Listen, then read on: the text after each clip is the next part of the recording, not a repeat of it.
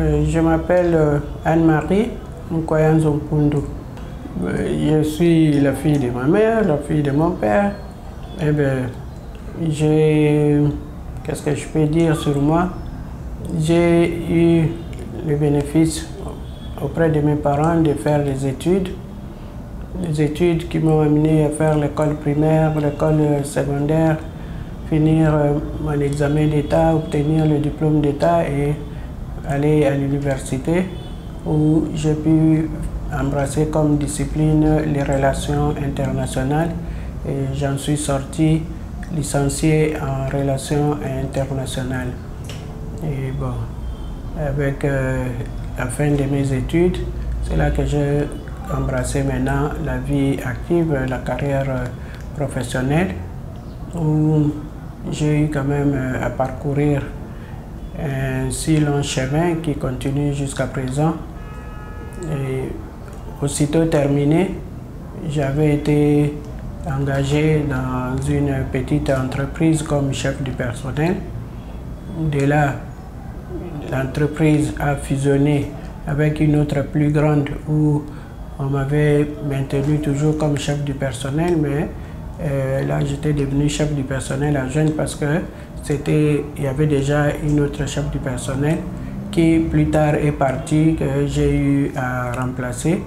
Et j'ai travaillé là-bas pendant peut-être 8 ans dans ce travail-là comme gestionnaire du personnel. Et quand on a fermé l'entreprise, parce que le propriétaire a eu des démêlés avec l'État congolais, ils ont eu à fermer tout ce qu'il avait comme entreprise. Là maintenant, j'ai commencé une autre vie active toujours, mais dans un secteur qui m'a amené à beaucoup d'ouverture jusqu'à ce jour. C'est là que j'ai commencé comme activiste dans la société civile et dans le secteur droits de l'homme en général, mais le droit particulier de la femme. Donc j'ai été coaché par une grande dame de triste mémoire aussi parce qu'elle nous a déjà quittés, Madame Annie Kalonji, qui m'a vraiment prise là pour une jeune sœur qu'elle voulait elle-même former pour la relève. Et j'étais très jeune parmi toutes ces grandes dames-là. On a commencé ce grand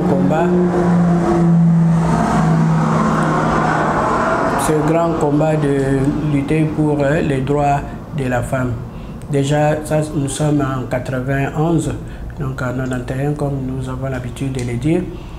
Et ça coïncide avec le grand discours du chef de l'État de Triste-le-Nord aussi, le président Mobutu, qui avait fait son discours du 24 avril, où il ouvrait maintenant le pays à la démocratie et il mettait fin à la dictature. Et c'est à partir de là que nous nous sommes engagés parce que nous avons constaté quand on parle de démocratie, c'est plus les hommes qui commençaient à créer des partis politiques. Comme les hommes créaient des partis politiques, ils prenaient des femmes comme applaudisseuses, comme danseuses dans leur parti, comme celles qui viennent pour faire le nombre. Alors c'est ça, ce constat-là qui nous avait choqués. On s'est dit mais non, les femmes intellectuelles sont là aussi, même les femmes de la base là, elles ne peuvent pas être utilisées juste pour aller applaudir les hommes. D'où il faut maintenant un travail de conscientisation pour réveiller la femme à savoir que le pays nous appartient tous et que quand on veut aller dans un état de droit, c'est nous tous qui devrons marcher sur ce chemin pour que nous ayons une vraie démocratie dans ce pays. Et c'est là que nous avons créé ensemble avec la dame dont j'ai cité ici, Maman Annie Kalonji, nous avons mis en place l'ONG Femmes chrétiennes pour la démocratie et le développement. Et avec cette association, nous avons vraiment mobilisé parce que c'est une des pionnières ici à Kinshasa, c'est pas la RDC qui a commencé vraiment à parler démocratie, à parler politique. le parti politique, comment les femmes peuvent aussi créer leur parti politique, comment les femmes doivent participer à la gestion de la chose publique, à la gestion de la cité. Et on a eu comme stratégie, au lieu chaque fois d'inviter les femmes dans des salles fermées pendant qu'elles vaquaient à leurs occupations, beaucoup ne trouvaient pas le temps de venir la journée comme ça, arrêter son marché là-bas pour venir vous suivre. D'autant plus que les matières qu'on abordait, ce n'étaient pas des matières qui avaient beaucoup d'intérêt direct sur les personnes. C'est des matières qu'il fallait vraiment qu'on puisse comprendre que c'est pour un terme. Donc c'est pas pour que, comme si tu venais suivre la formation comment fabriquer le savon, quand tu rentres à la maison tu fabriques le savon, mais quand tu viens pour qu'on te dise c'est quoi la démocratie, comment participer à la gestion de la cité, tu vas pas rentrer à la maison et commencer à préparer la démocratie. Et c'est comme ça que nous avons opté pour stratégie d'aller vers les femmes au lieu de les amener vers nous. Et là, c'était vraiment une grande campagne de sensibilisation. On allait dans les églises, parce que presque dans toutes les églises, il y a toujours un jour des femmes où elles se réunissent. La commission des femmes, il y en a presque partout. Comme nous disons là, la commission des mamans, il y a toujours des responsables et tout. Nous avons sillonné, en commençant par les grandes églises traditionnelles, les églises catholiques, protestantes, kimbanguistes, méthodistes, même l'armée du salut. Nous sommes allés vraiment un peu partout. Et nous avons constaté à partir de cette démarche-là qu'il y a une bonne frange de femmes qui passent leur journée dehors au marché. Donc ces femmes-là sont toujours à l'étroit, à l'écart de tout ce qui se passe autour d'elles. Parce qu'elle sort à 5 h du matin, à 4 h elle est déjà au marché. Quand elle revient avec son sachet de vivres là qu'elle a acheté pour venir faire la cuisine, elle se met dans la cuisine et puis c'est fini, la journée est terminée et le lendemain. Donc c'est vraiment cette routine-là qui empêche toutes ces femmes-là d'être à la page de l'actualité du pays. Et c'est là que nous avons conçu aussi un programme de sensibilisation dans les marchés.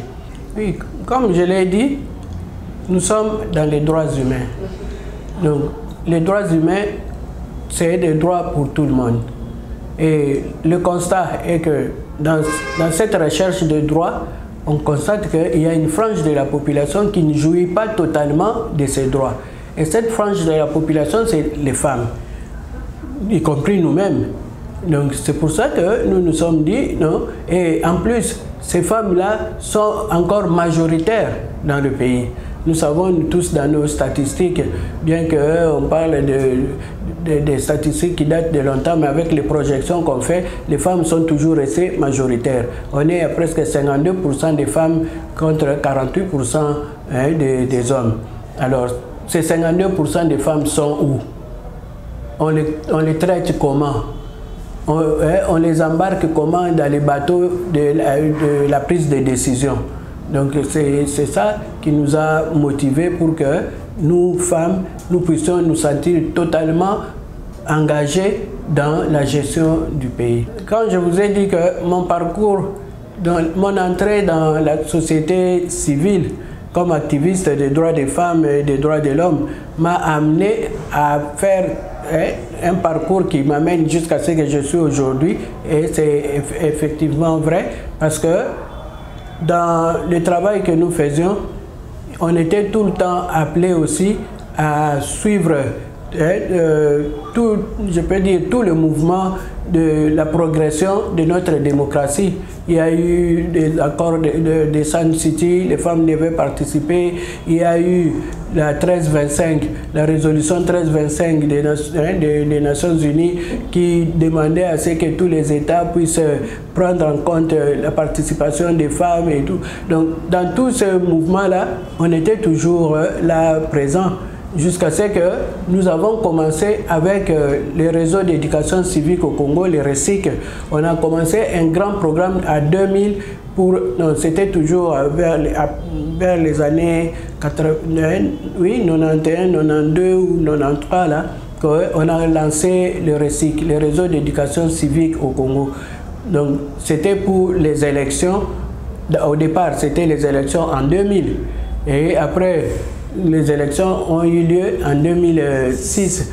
Donc, c'est en ce moment-là, parce que nous étions tellement engagés dans ce processus d'éducation civique et électorale, on a ouvert la CEI à l'époque.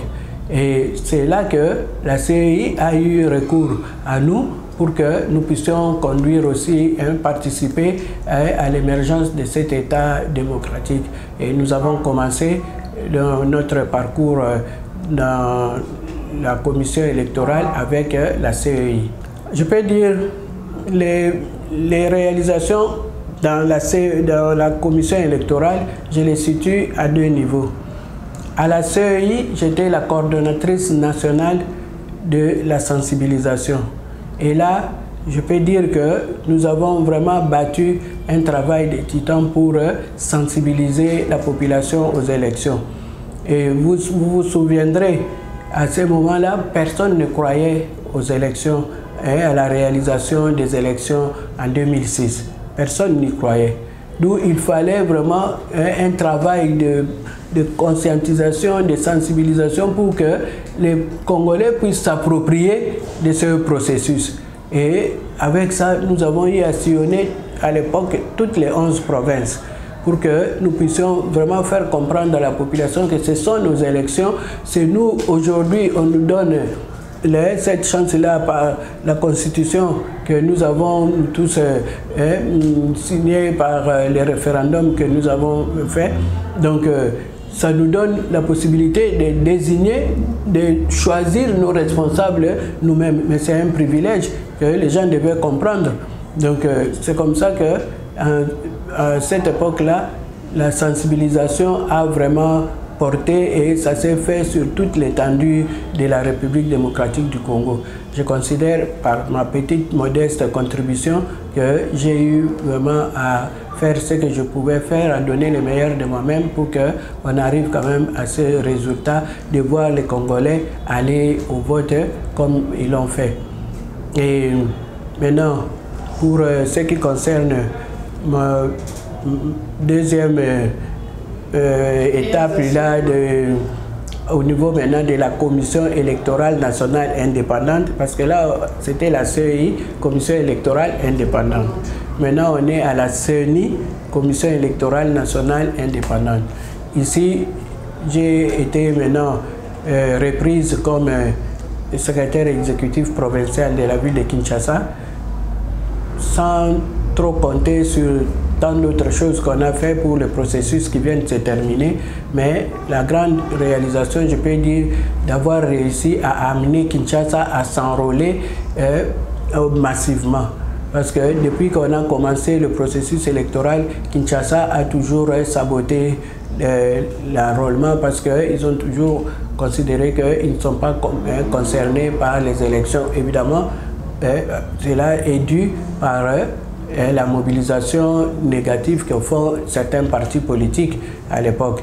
Mais cette fois-ci, pour les élections de 2018, Kinshasa était la première province à avoir eu beaucoup plus d'enrôlés. Donc là, on peut dire que c'est quand même une grande réalisation.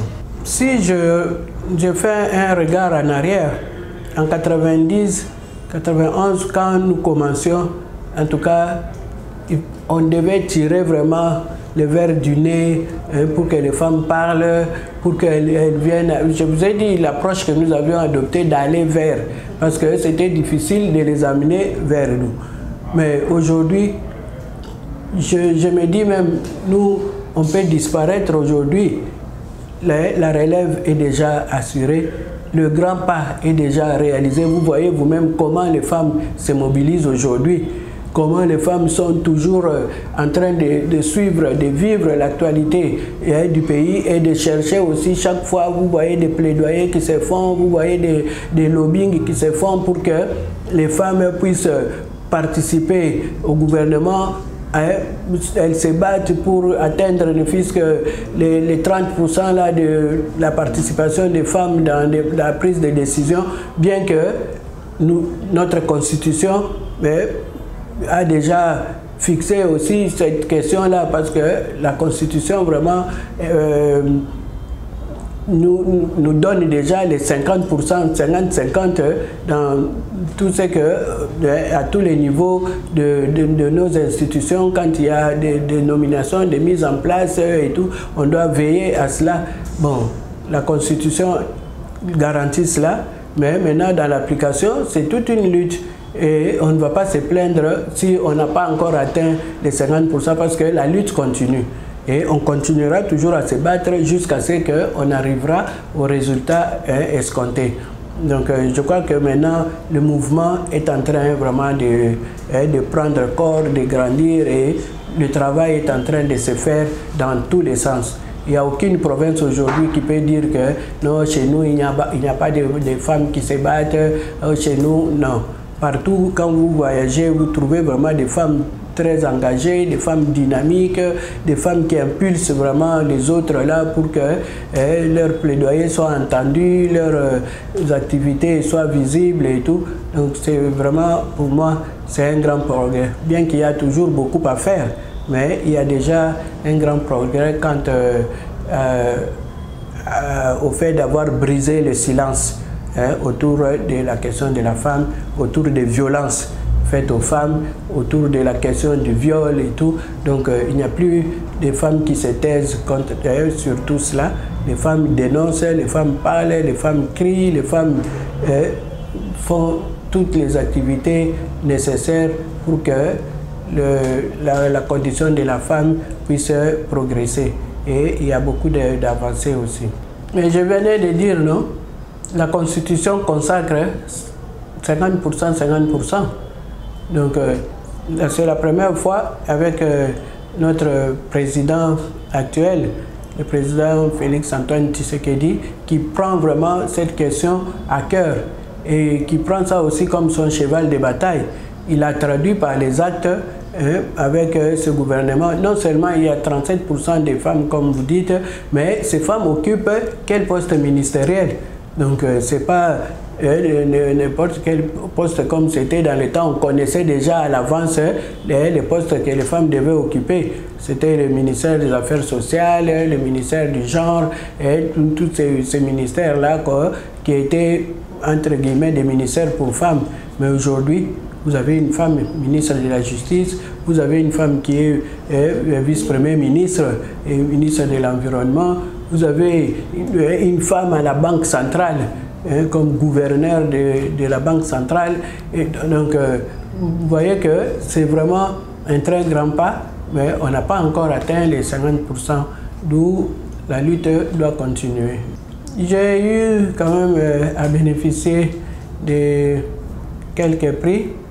En 2005, nous avons été nominés pour le prix Nobel de 1000 femmes pour la paix. Donc, c'est un réseau de femmes suisses qui a mis en place cette démarche de voir honorer les femmes du monde qui se battent pour la paix, pour l'amélioration de la condition de la femme à travers le monde. Et là, elles avaient dit que symboliquement, on prendrait à travers le monde 1000 femmes. Et ces 1000 femmes seront portées pour avoir le prix Nobel. Bon, c'était en 2005. Nous avons été nominés parmi ces 1000 femmes, mais il s'est fait que maintenant, au niveau du prix Nobel, c'est comme ils avaient déjà choisi la dame qui était au Kenya, là, qui est décédée, qui faisait l'environnement. Son nom m'échappe. Donc, pour cette année-là, c'était l'année de l'environnement. D'où nous sommes restés quand même des nominés du prix Nobel. Et après cela, en 2013, j'ai eu aussi à être, disons, avoir le prix aussi comme ambassadrice ou ambassadeur de la paix. donc, par une association qui est l'Observatoire pour les différents prix à travers le pays. Donc c'est là que j'ai été aussi élevé comme ambassadeur de la paix. Mais on n'aura pas fini parce que tant qu'on est toujours en vie, il y a toujours des choses à faire. Dans le domaine que j'ai embrassé, qui est vraiment de défendre les droits des femmes que je suis moi-même, je trouve que là, il y a encore à faire. Parce que si je regarde aujourd'hui des cas de viols, de violences qui continuent toujours et qui nous laissent un peu incapables ou qui dénotent un peu d'une certaine faiblesse quand même, qu'on n'arrive pas vraiment à mettre fin totalement, parce que on peut vraiment mettre fin totalement, mais qu'on n'arrive pas. Alors là, je me dis, on a encore du boulot, on a encore du travail à faire. Ne fût-ce que si on peut arriver à arrêter les violences domestiques, tout ce qui se passe dans nos maisons, parce que là, c'est des choses concrètes qu'on peut arrêter. Mais si on arrivait à arrêter les violences domestiques et que toutes les femmes, qu'elles soient mariées, qu'elles soient enfants dans leur famille, qu'elles soient la petite sœur de tel grand frère ou comment, peut se sentir vraiment protégée, à l'aise, respectée dans sa dignité. En tout cas, je pourrais me dire que là, on a atteint un grand résultat parce qu'on est maintenant à violence domestique zéro. Mais je ne sais pas si c'est trop rêvé, si un jour on y arrivera. Mais sinon, en tout cas, pour moi, tant que ça continuera, les femmes continueront à souffrir, tant qu'elles continueront à pleurer parce qu'elle s'est sentie faible, elle n'a pas su comment réagir par rapport à sa force physique qui ne lui permet pas d'aller plus loin. Tant que les femmes continueront à être toujours considérées comme des instruments de plaisir, je continuerai toujours à lutter et à me battre et à dénoncer pour que la condition de la femme puisse s'améliorer et changer totalement.